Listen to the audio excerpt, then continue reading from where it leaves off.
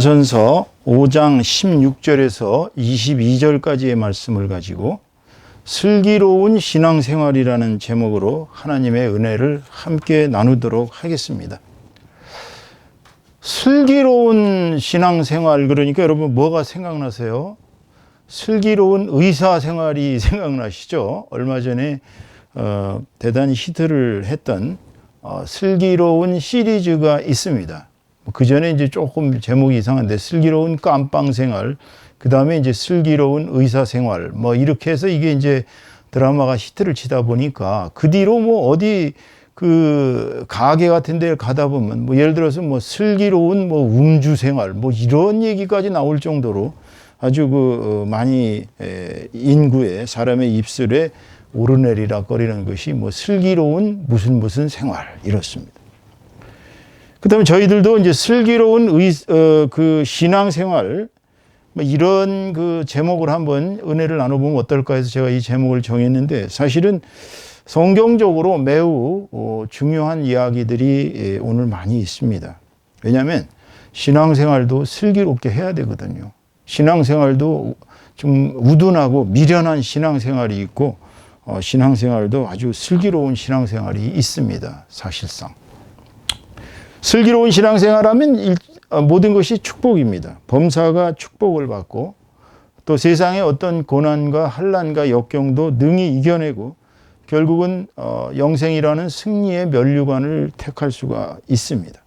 면류관을 받을 수가 있죠. 그렇지만 미련하고 우둔한 신앙생활은 이단의 길이요, 또 사단이 좋아하는 사단의 장난에 그렇게 놀아남으로 말미암아서 우둔한 신앙생활을 하면 결국은 파멸밖에는 길이 없는 것입니다. 여러분 이거 굉장히 중요합니다.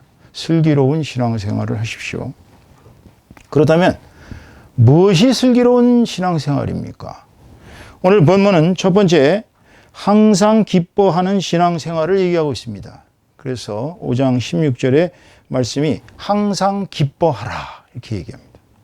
항상 기뻐하라 그러면 무슨 정말 약간 좀 이상한 사람처럼 뭐 하루 종일 내내 헤 하고서 이렇게 다니라 뭐 그런 말씀이 아니에요. 여기서 기뻐하라는 것은 우리의 마음이, 우리의 심령이 진심으로 기쁨과 화평 또는 우리의 마음이 행복으로 가득 찰 때 나오는 것입니다. 사실 이 세상에서 제일 기쁜 일이 뭘까요? 물론 뭐 돈을 좋아하시는 분들은 돈을 많이 버는 것을 몹시 기뻐할 겁니다. 아마 어디서 정말 로또를 한 장 샀는데 그 로또가 20억에 당첨됐다. 아마 로또를 안 사보신 분은 별로 없을 겁니다. 저도 수십 년 만에 한 번 처음으로 한 번 산 적이 있습니다. 한 10,000원어치를 로또를 샀어요. 그래가지고 로또를 사는 사람들의 심정이 어떤가 하고서 저도 한번 그 토요일 날 지나서 한참 지나가지고 그래서 이제 맞았나 안 맞았나 이제 그 한자 숫자가 6개가 다 맞아야 되니까요. 근데 이게 사실은 로또에 그 당첨될 확률이 거의 벼락을 맞을 확률만큼 아주 희귀한 케이스라고 합니다. 그러니까 로또에 당첨된 사람들은 사실상 돈벼락을 맞은 것이죠. 근데 예수를 믿는 것도 거의 로또에 당첨되는 수준입니다. 뭐 교회 다니는 사람들이 꽤 있고 인류의 30%가 지금 예수를 믿고 있으니까 여러분들 생각에는 예수 믿는 거 뭐 별거 아니다 이렇게 쉽게 했지만 사실은 예수를 믿게 된 것은 성령께서 주시는 능력이 있어야 가능하다고 했습니다. 그러니까 성령께서 인정을 해야 성령께서 오셔야 입술로 예수를 구주라고 고백한다고 했습니다. 그렇다면 여러분들이 만약에 예수님을 믿고 성령 세례까지 받았다 그러면 여러분들은 항상 기쁨을 느끼지 않을 수가 없죠. 왜냐하면 여러분이 이 세상에 사는 동안은 어떤 고난과 역경과 환난이 있어도 이미 여러분은 구원을 받았습니다. 여러분은 이미 영생의 축복을 받으셨어요. 여러분은 이미 살아서는 이 땅에 예수님을 큰형님으로 하고 아버지 하나님을 아버지로 하는 하나의 천국이라는 그 공동체의 식구로서 살지만 돌아가신다 하더라도 여러분들은 천국이라는 또 다른 영원한 복락의 세계에 들어가기 때문에 여러분들이 이 땅에 사는 동안 힘들거나 그렇다 하더라도 여러분들은 기쁠 수밖에 없는 것입니다. 그러니까 여러분들이 진정으로 예수님을 구세주로 영접했고 또 성령께서 오셔서 여러분과 함께 계시면 여러분은 늘 입술에서 기쁨이 떠날 수가 없는 것이죠. 늘 기쁜 것이죠. 늘 기쁘고 나는 이제 영원한 천국행 티켓을 가지고 있기 때문에 나는 행복하다. 그러니까 항상 기쁜 거예요. 항상 기쁜 마음이 스스로가 속에서 우러러 나오는 것입니다. 이게 이제 첫 번째의 그 슬기로운 신앙생활의 조건이에요. 늘 기뻐하라. 두 번째는 본문 말씀에 보면은 5장 17절에 보면은 쉬지 말고 기도하라 그랬어요. 쉬지 말란다고 24시간 기도만 하고 있으라는 얘기가 아닙니다. 지금 여기서 얘기하는 것은 쉬지 말고 기도하라는 얘기는 정말 시시때때로 어떤 일이 발생할 때마다 기도하라는 거예요. 갑자기 절망적인 일이 터질 수가 있습니다. 인생에서 살다 보면 너무나도 힘든 일이 생깁니다. 그럼 사람들은 기도를 하기가 어려워요.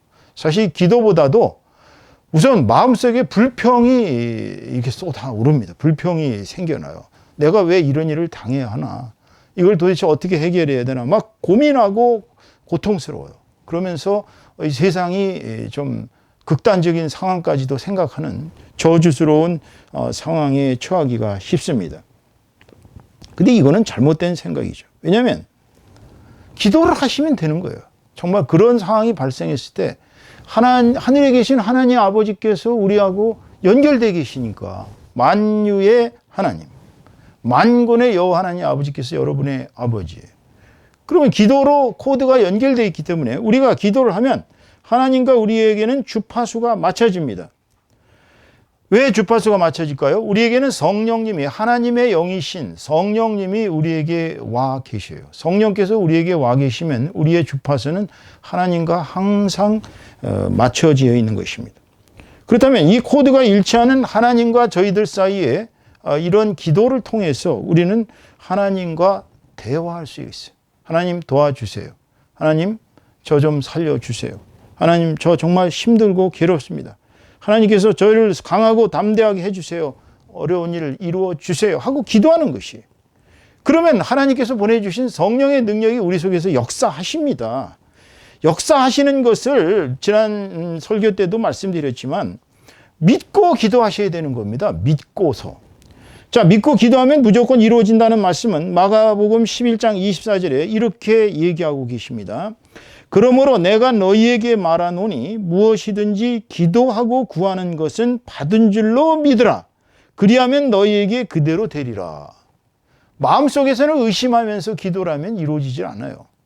이것은 하나님께서 나에게 반드시 들어주실 것이다라는 신념을 가지고 기도를 하라는 거예요. 그러면 그 기도는 하나님과 완전히 연결되어서 이루어진다는 것입니다. 기도할 수 있는 특권은 이건 크리스찬으로서의 대단한 축복입니다. 만약에 우리가 믿고 의지할 데가 없는데 기도를 해봤자 뭔 소용이 있겠어요. 나무나 목석, 소위 나무나 돌 같은 우상에게다 절을 한다면 그 우상이 살아나서 그게 이루어지겠습니까? 안 되죠.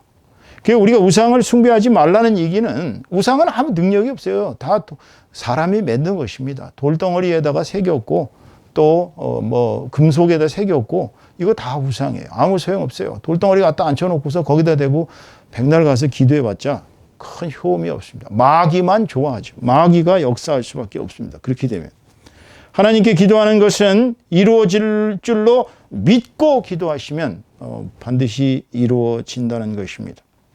슬기로운 신앙생활은 늘 기도하는 생활입니다. 세 번째, 슬기로운 신앙생활은 어떤 것일까요? 오늘 본문 5장 18절의 말씀에 보면 범사에 감사하라. 이것이 그리스도 예수 안에서 너희를 향하신 하나님의 뜻이니라 그렇게 말씀했어요. 네? 범사에 감사하라. 범사에 감사하는 생활. 범사라는 게 뭐예요? 두루두루 모든 일에 감사하는 것입니다. 내가 감사할 제목이 얼마나 있는가 한번 노트에다가 기록을 해보세요. 여러분들 세상이 불평스럽죠? 불만스럽죠? 왜 나는 이렇게 뭐가 안 되나? 나는 왜 이렇게 힘든가? 나는 왜 이렇게 인생이 요 모양 요 꼴인가? 이렇게 생각하지 마세요.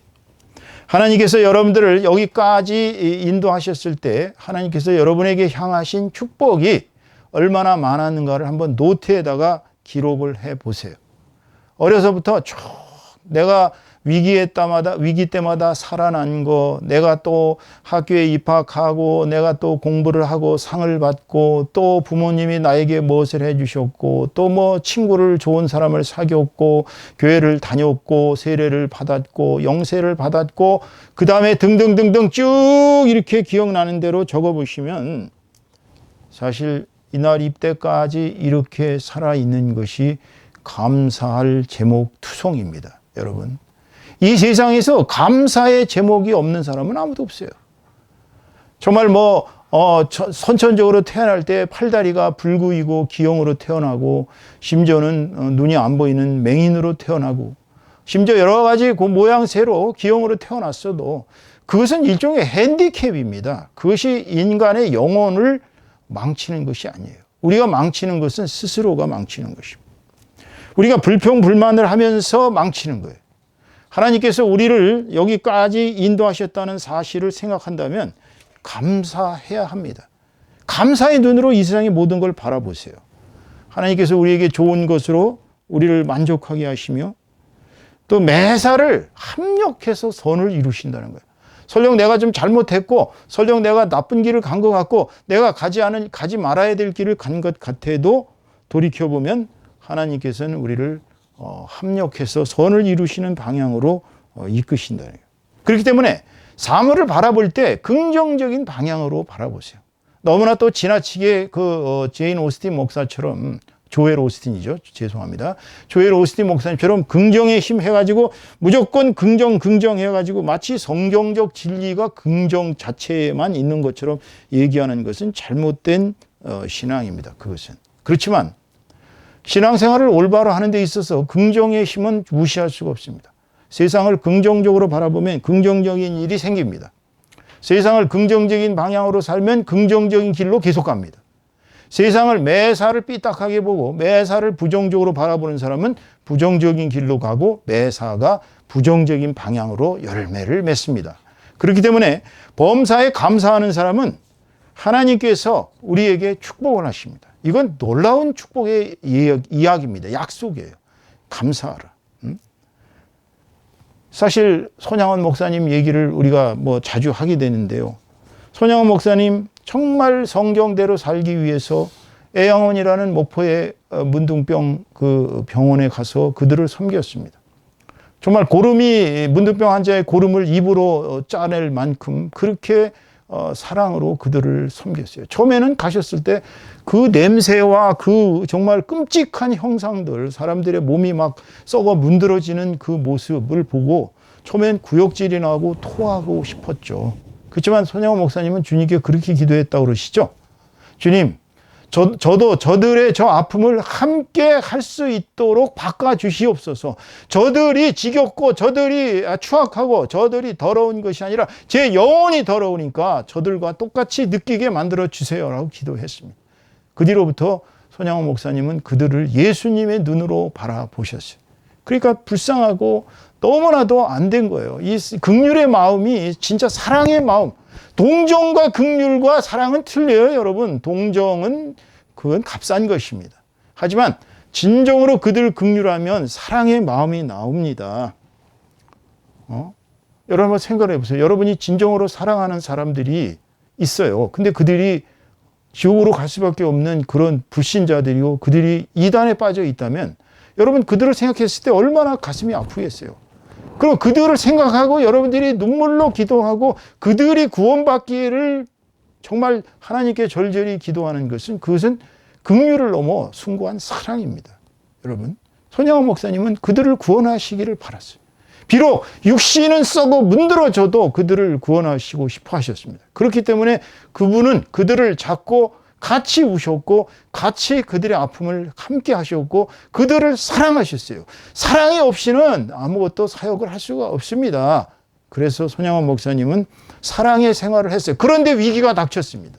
여순 순천 반란 사건 때 안동선이 그 아들의 친구였던 안동선이 빨갱이 공산당 좌익 사상에 물든 안동선이가 그 두 아들을 처형장에 끌고 가서 좌익들에게 고발해서 목사의 아들들이라고 고발을 해서 아주 그들을 위기에 빠뜨리고 쳐 죽이게 만들었습니다. 물론 공산당들은 회유했죠. 예수를 안 믿는다고 고백을 하면 이 자리에서 살려주마. 그러나 안동선 정말 그 당시에 공산주의자의 극악한 그런 행동 속에서도 목사님의 두 아들은 예수를 부인하지 않고 정말 목숨을 그대로 순교의 재단에 바치셨습니다. 둘 다 순교자가 됐어요. 야, 진짜 이 소식을 들은 손양원 목사님 어땠겠습니까?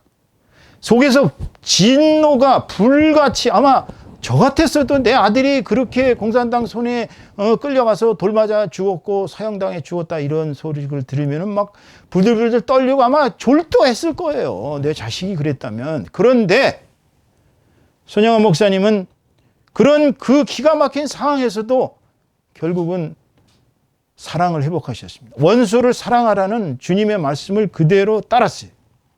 그래서 여성 순천 반란 사건이 진압되고 이제 국군들에 의해서 우리 경찰에 의해서 안동선이가 다시 붙잡혀서 사형 선고를 받았을 때 그는 재판장에게 찾아가서 안동선이를 양아들로 삼을 테니까 살려달라고 말을 했어요. 그러면서 뭐라고 얘기한 줄 아십니까? 그 유명한 얘기, 전 그 얘기 듣고 눈물이 나서 견딜 수가 없더라고요. 주님, 감사합니다.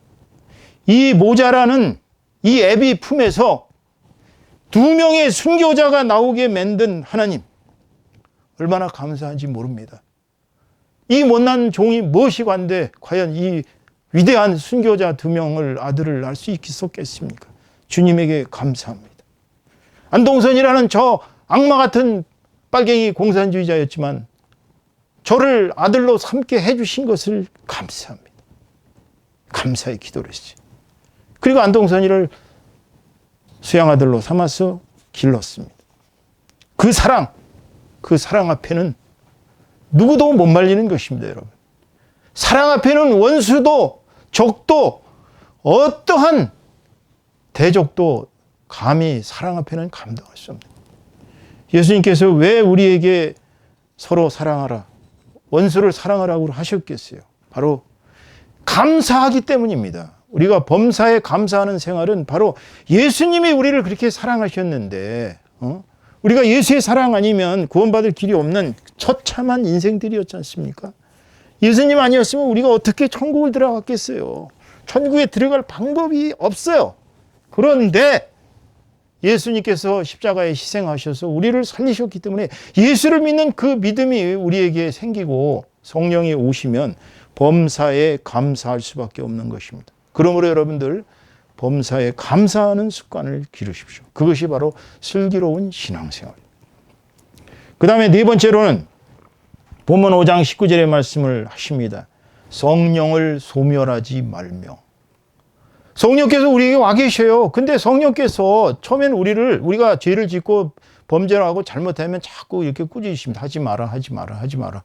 계속 성령께서 막으셔요. 이 얘기는 되풀이해서 죄 짓지 말라는 거예요. 죄라는 것은 속성이 굉장히 나쁜 속성이 있습니다. 뭐냐면 죄를 지면은요, 죄가 죄를 낳습니다. 여러분 한번 잘 생각해 보세요. 내가 어떤 죄를 졌어요? 그럼 그 죄가 깨끗이 맑게 없어지느냐? 없어지지 않습니다. 자꾸 죄가 죄를 낳아요. 그래서 성령님의 인도하는 생활은 바로 되풀이해서 죄 짓지 말라는 거예요. 죄를 질 수 있어요. 인간이기 때문에. 인간이 완벽한 존재 아무도 없습니다. 죄를 질 수 있어요. 죄 짓지 말라는 거예요. 회개하고. 되풀이하지 말라는 거예요. 그리고 성령께서 우리에게 금하십니다. 이거 하지 마라. 또 성령께서 하라고 명하시는 일이 있어요. 가다 보면 정말 어떤 때는 그런 경우가 있죠. 노숙자가 그 추위에 달달달달 떨고 있습니다. 영하 15도, 20도에 달달 떨고 있어요. 자기는 따뜻한 외투를 입고 있어요. 근데 속에서 그런 말씀이 떠오르는 거예요. 가서 네 외투를 벗어서 줘라. 저도 프란치스코 흉내를 한번 그때 내봤어요. 보스턴에서. 제 외투 벗어서 그 노숙자를 입혔습니다. 이제 저는 이제 상급이 없어요. 왜냐하면 제가 자랑을 했기 때문에. 이거 일화로 여러 번 써먹었어요. 성령께서 명하시는 거를 어떻게 막을 길이 없어요. 가서 벗어 줄 수밖에. 이거는 성령께서 명하시는 일입니다. 보다 더 중요한 것은 성령을 탄식하지 말게 하라. 성령님을 탄식하지 말게 하라. 이 소리는요, 시편 51장 10절에서 11절까지의 말씀에 다윗은 왕이었지만 선지자였습니다. 제사장만 안 했어요. 다윗 왕은 이렇게 얘기했습니다. 하나님이여, 내 속에 정한 마음을 창조하시고 내 안에 정직한 영을 새롭게 하소서. 나를 주 앞에서 쫓아내지 마시며 주의 성령을 내게서 거두지 마옵소서. 유명한 시 구절입니다. 밧세바를 간음하고 또 그 남편 우리아를 전쟁에서 교묘하게 죽게 만든 살인자이자 간음자였던 다윗 왕이 나단 선지자의 질책을 받고 회개하면서 하나님 앞에 올린 시입니다. 여기서 저는 제일 충격적인 부분이 바로 주의 성령을 내게서 거두지 마소서, 이 부분이에요. 여러분, 주의 성령이 떠나가시면 사울 꼴이 나는 거예요. 지난 시간에도 얘기했지만 성령이 나에게 임재하시는 동안은 나는 하나님의 사람입니다. 하나님의 아들, 하나님의 딸, 하나님의 자녀라고요. 예수님과 나는 굳건하게 성령으로 뭉쳐져 있습니다. 유나이티드 돼 있어요. 그렇기 때문에 예수님께서 내 몸에 와 계신 것은 성령님이 증명하는 것입니다, 여러분. 그런데 성령을 떠나게 하지 마세요. 성령님께서는 견디다 못해 더 이상 견딜 수 없으면 떠나십니다. 그러면 행복 끝, 불행 시작되는 거예요. 슬기로운 신앙생활은 바로 성령님의 인도대로 사는 생활입니다. 자, 그 다음에 슬기로운 신앙생활은 어떤 것일까요? 바로 하나님으로부터 오는 말씀인 성경에 기반해서 살아가라는 말씀입니다. 여러분, 본문 5장 20절에 보시면 예언을 멸시하지 말고 그랬어요. 예언이라는 건 너무나 지금 쉽사리들 떠들고 있는데요. 예언 함부로 하는 거 아닙니다. 제가 들은 이야기입니다. 이건 사실입니다. 저희 교회 부목사님이 사모님으로 30년을 사역을 하셨어요. 그런데 무슨 좋지 않은 일이 있어서 어떤 집사님에게 예언을 하셨습니다. 근데 그 예언을 하지 말았어야 되는데 예언을 하셨어요. 근데 예언이 그대로 이루어졌어요. 그래서 그분의 예언 당한 분의 따님이 불의에 갑자기 교통사고로 돌아가셨어요. 무섭습니다. 예언을 잘못하는 결과가. 그래서 다시는 그런 짓 하지 않겠다고 그분이 맹세를 하셨다는 얘기를 들었습니다. 여러분, 하나님으로부터 나오는 참된 예언은 반드시 이루어진다는 사실이에요. 그 에치 전도사가 전쟁이 곧 일어나고 어쩌고 저쩌고 해가지고서 그냥 수많은 사람들이, 심지어 저희 집 보스턴에 저 살던 집까지도 도망온 그런 분들도 봤어요. 거짓 예언이죠. 거짓 예언은 정말 나쁜 것입니다. 거짓 예언을 해가지고 그 예언한 사람은 나중에 하나님한테 벌을 받는 것이 끔찍하게 벌을 받는 사실을 알아야 돼요. 입에서 나오는 대로 이렇게 떠버리고 입에서 나오는 대로 거짓 예언하면 무시무시한 형벌이 뒤따릅니다. 하나님의 말씀은 성경에 다 나와 있어요. 하나님의 말씀은 여기에 있습니다. 이것은 여러분도 알다시피 예언이에요. 여기 요한계시록에 다 앞으로 일어날 예언을 다 해놨어요. 하나님의 말씀은 예언으로서 반드시 이루어집니다. 그렇기 때문에 하나님의 말씀에 근거해서만이 살아가야 돼요. 어떤 일을 당했을 때 이것이 하나님의 뜻인가 아닌가, 성경을 보면 다 나와 있어요. 여섯 번째로 슬기로운 신앙생활은 뭡니까? 본문 5장 21절에 말씀합니다. 범사에 헤아려 좋은 것을 취하고 그랬어요. 범사에 헤아려 좋은 것을 취하고는 무슨 뜻이에요? 이 얘기는 하나님 보시기에 아름답게 살라는 거예요. 범사에 헤아려 좋은 거, 그러니까 나한테 좋은 거, 내가 좋은 것이 다 좋은 것이냐? 내가 좋은 것이 좋은 것이 아닙니다. 하나님 보시기에 좋은 것이래야 돼. 내가 이거를 택했는데 하나님 보시기에 악하다 그러면 죄가 되는 거예요. 그러니까 하나님께서 보시기에 과연 이것이 좋은 것이냐? 그건 기초는 성경에 있습니다. 성경대로 해석하면 되는 거예요. 그런데 내가 좋거나 또는 인간들이 좋거나 그것이 좋은 게 아닙니다. 그러니까 예를 들어 가지고서 모든 사람이, 예를 들어서 우리 국민이 5천만 명이 있는데 5천만 명 중에 4,999만 9,999명이 좋다 그래도 하나님 보시기에 아름답지 않은 것은 아름답지가 않은 것입니다. 그렇기 때문에 슬기로운 신앙생활은 하나님 보시기에 아름답게 살고, 그렇기 때문에 결과적으로 본문 5장 22절의 말씀처럼 악은 어떤 모양이라도 버리라.